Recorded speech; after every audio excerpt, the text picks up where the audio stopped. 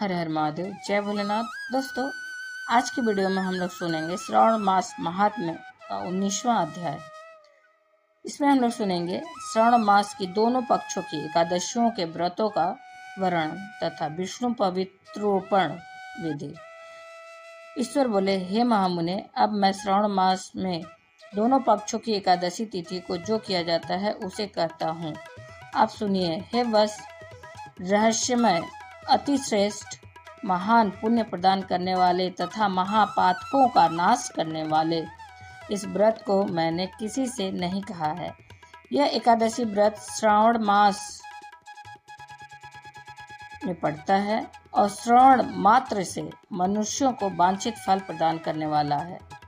पापों का नाश करने वाला सभी व्रतों में श्रेष्ठ तथा शुभ है। इसे मैं आपसे कहूँगा, आप एकाग्र चित्त होकर सुनिए।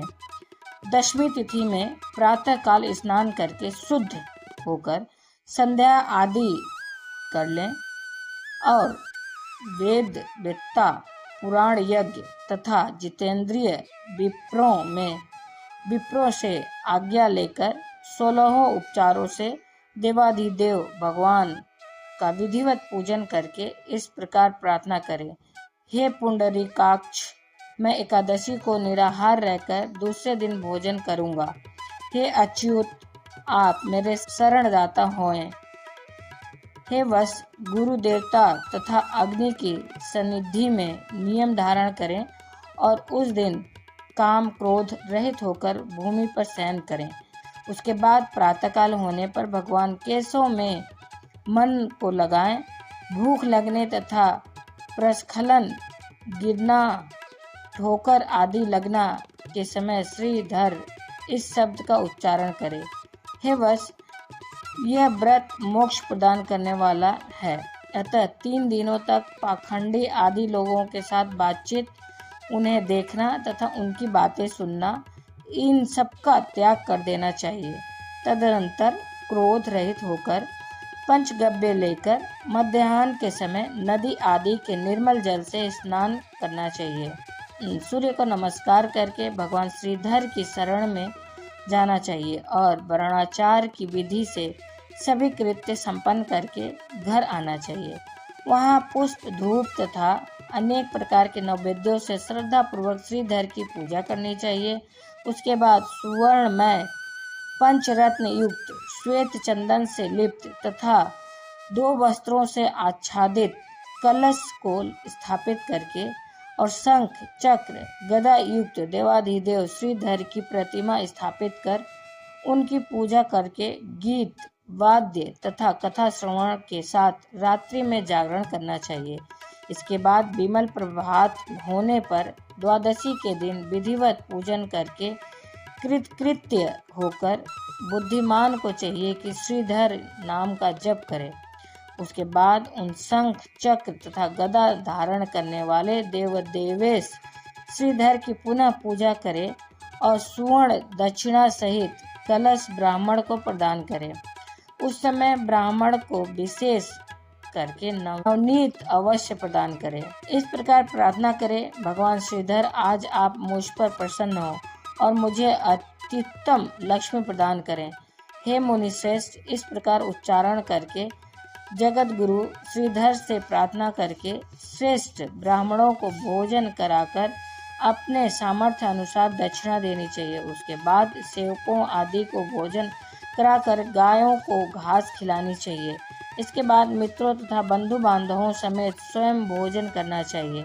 हे सनत कुमार, मैंने आपको यह श्रावण मास की शुक्ल पक्ष की एकादशी व्रत विधि बतला दी। इसी प्रकार कृष्ण पक्ष की एकादशी में भी करना चाहिए। दोनों व्रतों में अनुष्ठान समान है, केवल देवताओं के नाम में भेद है। जनार्दन, मुझ पर प्रसन्न हो, यह वाक्य बोलना चाहिए। शुक्ल एकादशी के देवता श्रीधर हैं और कृष्ण एकादशी के देवता जनार्दन हैं। हे सनत कुमार, यह मैंने आपसे दोनों एकादशियों के व्रत का वर्णन कर दिया। इस एकादशी व्रत के समान पुण्य व्रत न तो कभी हुआ है और न होगा।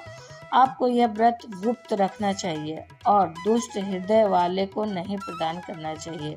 ईश्वर बोले, हे सनत कुमार, अब मैं द्वादशी तिथि में होने वाले श्रीधर के पवित्रारोपण व्रत का वर्णन करूंगा। पिछले अध्याय में देवी की कही गई पवित्रारोपण विधि के समान ही इसका भी पवित्रारोपण है।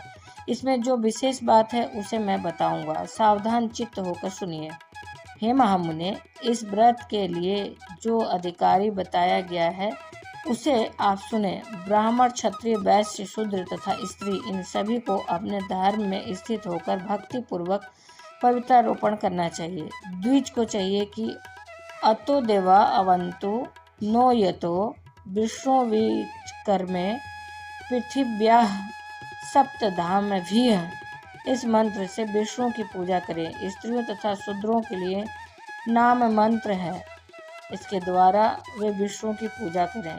इसी प्रकार द्विज कद्रुद्राय, इस मंत्र से शिव जी की पूजा करें। स्त्रियों तथा शूद्रों के लिए नाम मंत्र है, इसके द्वारा वे शिव जी की पूजा करें। सतयुग में मणिमय, में त्रेता में स्वर्णमय, द्वापर में रेशम का और कलयुग में कपास का सूत्र पवित्रक के लिए बताया गया है। सन्यासियों को शुभ मानस पवित्रारोपण करना चाहिए। बनाए गए पवित्रक को सर्वप्रथम बांस की सुंदर टोकरी में रखकर शुद्ध वस्त्र से ढककर भगवान के सम्मुख रखें और इस प्रकार कहें, हे प्रभु, कृपालोप के विधान के लिए जो आपने आच्छादन किया है, हे देव, आपकी प्रसन्नता के लिए मैंने इसे करता हूँ। हे देव, मेरे इस कार्य में विघ्न न उत्पन्न हो। हे नाथ, मुझ पर दया कीजिए। हे देव, सब प्रकार से सर्वदा आप ही मेरे परम गति हैं। हे जगतपते, मैं इस पवित्रक से आपको प्रसन्न करता हूँ। हे काम, क्रोध आदि मेरे व्रत का नाश करने वाले ना हो। हे देवेश, आप आज से लेकर वर्ष पर्यंत अपने भक्त की रक्षा करें। आपको नमस्कार है। इस प्रकार कलश में देवता की प्रार्थना करके बांस के शुभ पात्र में स्थित पवित्रक की आदर पूर्वक प्रार्थना करनी चाहिए।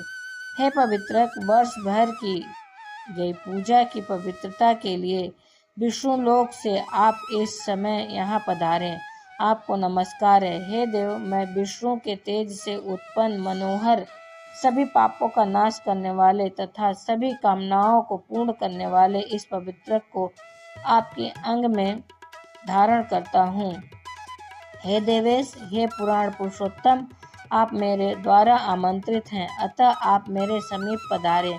मैं आपका पूजन करूंगा। आपको नमस्कार है। मैं प्रातः आपको यह पवित्रक निवेदन करूंगा।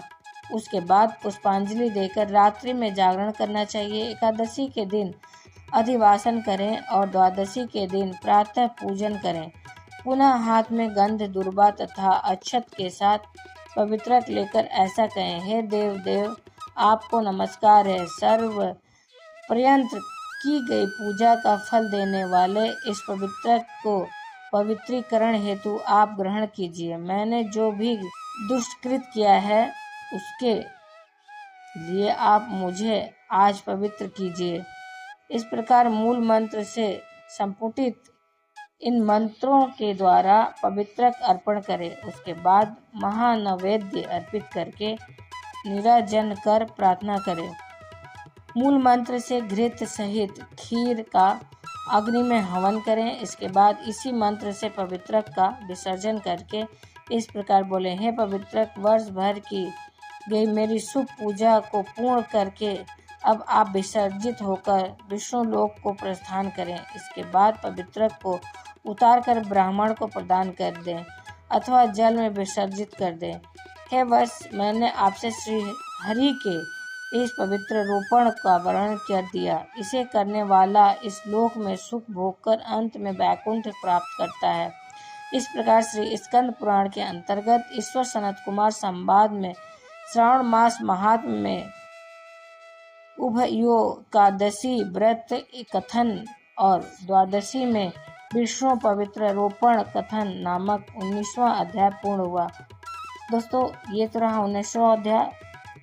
उम्मीद करते हैं आप प्रत्येक दिन के अध्याय को, महात्मा को सुनकर पुण्य के भागीदार हो रहे होंगे और ये आपके लिए उपयोगी हो रहा होगा, ये आपके लिए तनिक मात्र भी उपयोगी है तो एक छोटा सा लाइक अवश्य करिए, क्योंकि वही एकमात्र जरिया है जिससे हम लोग को पता चलता है वीडियो आपके लिए उपयोगी है और हम लोग को प्रेरणा देता है वीडियो आगे बनाने के लिए। दोस्तों, आप पहली बार मेरे चैनल पर हैं तो मेरे चैनल को सब्सक्राइब करिए, बेल नोटिफिकेशन अवश्य ही दबाइए, जिससे कि आने वाले वीडियो आपको समय से प्राप्त हो सके। कोई भी प्रश्न या सुझाव हो तो कमेंट बॉक्स में लिख सकते हैं। दोस्तों, फिर मिलते हैं अगली वीडियो में अगले अध्याय के साथ। तब तक के लिए हर हर महादेव, जय भोलेनाथ, धन्यवाद दोस्तों।